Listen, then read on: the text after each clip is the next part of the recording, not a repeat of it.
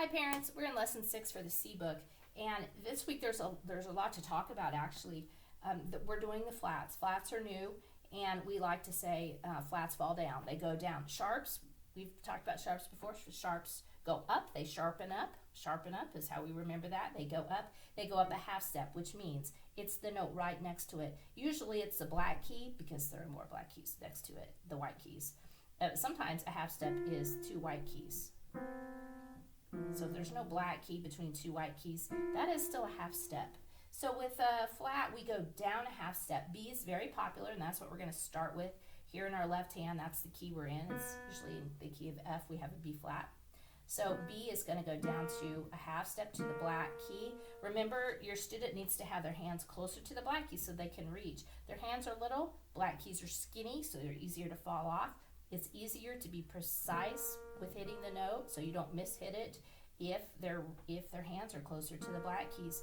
You can do that by gently pushing their elbow forward, or you can do that by making sure they're higher up, because if they're higher up, they can see the black keys better. Sometimes if they're too low at the piano, they can't see the black keys as well, and so they're going to bring their hands down so they can really see those black keys. Make sure they're high up enough that they can really see the black keys, and that helps them to be confident. Okay, so fall down flat. If you're, and speaking of practicing, if you have, this is a good week where if they're having a moment and they're refusing to go to the piano and you're at tears, that happens sometimes. It's okay. Sometimes I feel that way too. There's different things you can do. Learn the words. The words to this song mimic what we're trying to learn. We're talking about happy and sads. Sad, that's a half step, and that's what you do with a flat. Happy is a whole step. You can practice that. Talk about that. Learn the words to this. This clown is falling down. Our pictures match what's going on in the music, what we're trying to teach. That's one that happens in all these lessons. The pictures always match what we're trying to do somehow. So this is that would be a great thing to do. You should be up to Note Speller, page 10. That would be something else you could do that would count as practice. And I love Tenuto all the time because it really forces them to do nothing but learn the names of the notes. Okay, so Note Speller is a great thing to do too. All right, so the clown, do this one second. The first thing I want you to do is the technique book, which is page 7. And you'll look at this. This is just like the picture. Speaking of the picture, there's a reason why they put a frog on this page. Do my hands look like a frog? You see this back and forth, left to right with the balls, because your hands are moving just a little bit left to right, especially for a child that has to reach a bit. Let their wrists go back and forth like this. That's okay. And their wrists also need to go up too.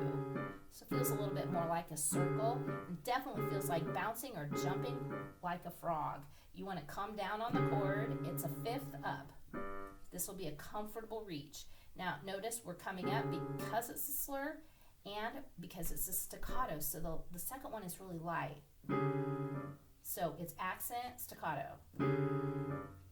So really soft and quick. The staccato doesn't always mean really, really sharp. It just means super fast. And then don't play anything else until the next note tells you how long to play that one. So it's about duration. Rhythm is about time, really. Okay, so this one, have them practice their chords first. These are seconds. They each have an accent for each one of these. So we're practicing, really working powerfully on these. This is the G sharp. It's the middle of the 3 black keys. And then we have a C sharp here and a D. So it's 1 and 2 and 1 and 2 in G position. Okay, so this is just walking it down.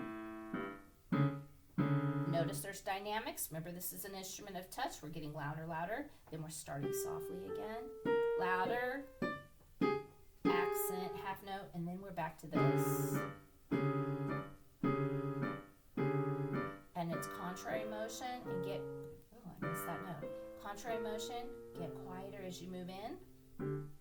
You don't have to slow down. I slowed down just so that you could see my hands. And then it says the second time play an octave higher.